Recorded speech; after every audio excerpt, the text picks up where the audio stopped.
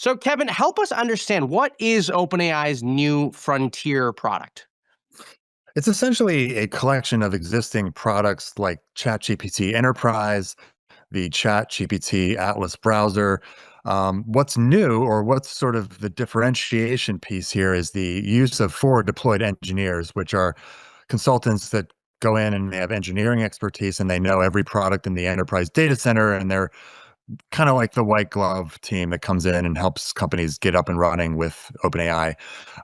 This is an area where pretty much every other enterprise software provider they're all using forward deployed engineers.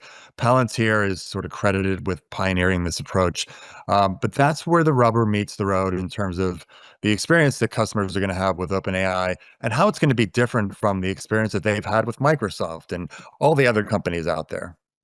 So, there's a good diagram that OpenAI put out to sort of lay out how it sees its frontier product fitting into the existing software stack, and we've included it in the story. But Kevin, so am I understanding you correctly here that it's really not so much about the software? It's really the frontier is really about giving customers, enterprise customers, the support that they need these forward deployed engineers to sort of implement all this software. Yeah, I think that my take, at least, is that this is a bundle, and this is the way that enterprise AI companies or enterprise software companies have always gone to market. Like, customers like to buy a bundle. They like to have the ability to use multiple different products if they want. And more importantly, you sell this bundle as a single product SKU, which makes it easier for accounting and for financial forecasting and things like that. So I think that the important thing is not so much the product frontier, but what it represents. And that is ChatGPT competing against companies like Microsoft and like I said, all the other companies out there that it also sells AI to. And so it's kind of an interesting situation. It's certainly not unusual in enterprise software for this dynamic to be happening, but it is the first time OpenAI will have it happening to them. Hmm. So, Aaron, where exactly does this compete with Microsoft? Is this competing against Copilot, or how do they overlap? Yeah, in a sense it is. I mean, I think what both Microsoft and OpenAI are betting on here is that we're going to move to a future where instead of a white collar worker using their Office applications and using their Salesforce applications and Slack and all of these different pieces of software, they're instead going to use, maybe one interface that looks like a chatbot or looks like, a dashboard and just simply tell AI agents to carry out actions in those different pieces of software. And so I think what the next battle is going to be that we're seeing these companies gearing up for is who gets to own that platform or that interface where you control all of these AI agents.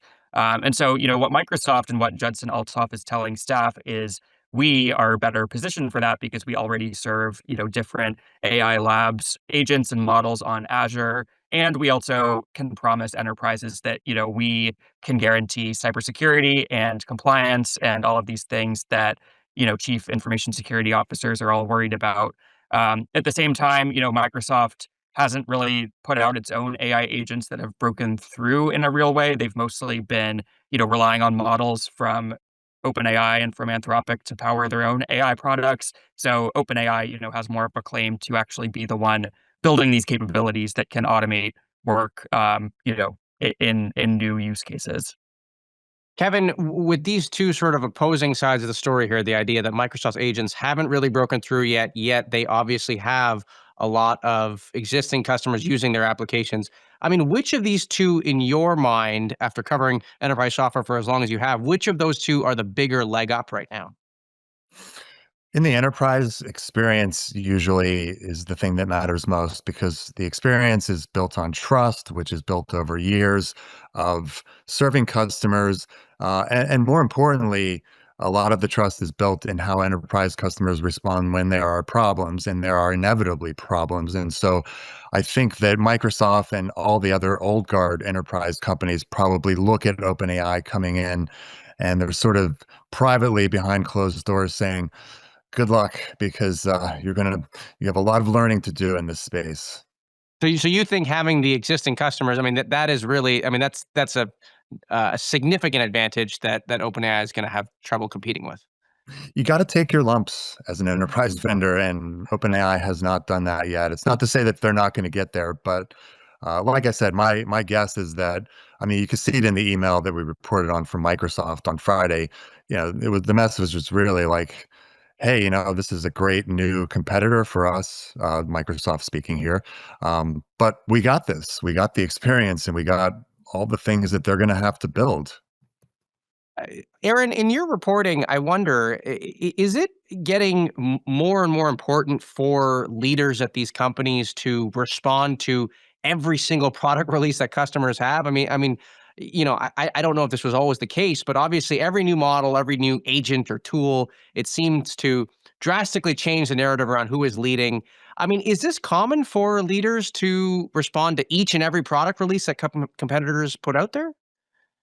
It's definitely not common, and I think that it speaks to the level of potentially fear that a lot of people in legacy software have around the new AI products. I mean, last month, Anthropic released Cowork, which is another sort of AI agent product that aims to automate white collar work. And we've seen every enterprise software stock sell off dramatically in the weeks following that. I think that especially that the graphic that you mentioned that OpenAI put on their Frontier announcement, to a lot of people who are in existing enterprise software companies, that came across as a shot across the bow because OpenAI is basically saying, we will provide the agents, we'll provide the orchestration tools that you use to control those agents. And every other software company is just this, dumb system of record at the bottom of your stack that our agents are just using to draw data from. So I think that we are seeing like a heightened level of competition between the AI labs and the existing enterprise software players. It's not really clear whether customers are actually changing their habits yet, but people can see that OpenAI and Anthropic are moving in on that territory.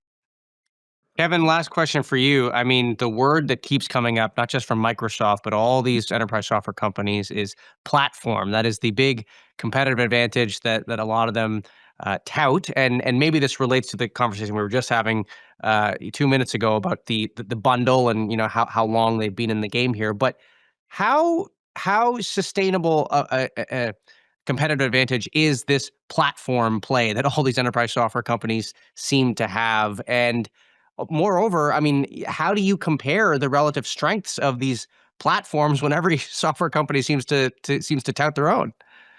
Well, I think it's the benefits of being a platform are pretty well established, not just in enterprise software, but broadly. So I won't go into that. But I think what we're seeing right now is in enterprise AI, everybody wants to be the platform for building AI agents and the place where customers store their data and build applications and do everything else.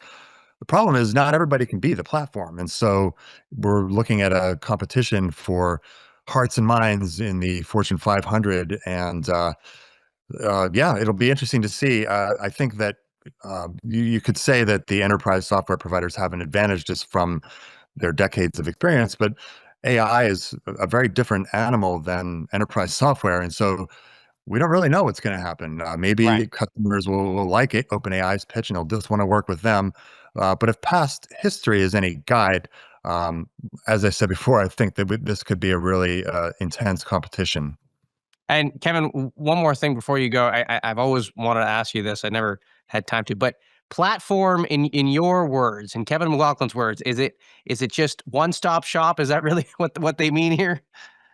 Yeah, I mean, the opposite of platform is in industry parlance or enterprise tech parlance, it's called point solutions, which is you're buying one product from this vendor, one product from that vendor, one product from the other vendor, which actually might be a cheaper way and sometimes to do it. And over time, companies have experimented with this approach, but what they find is you have to stitch together product A, product B, and product C.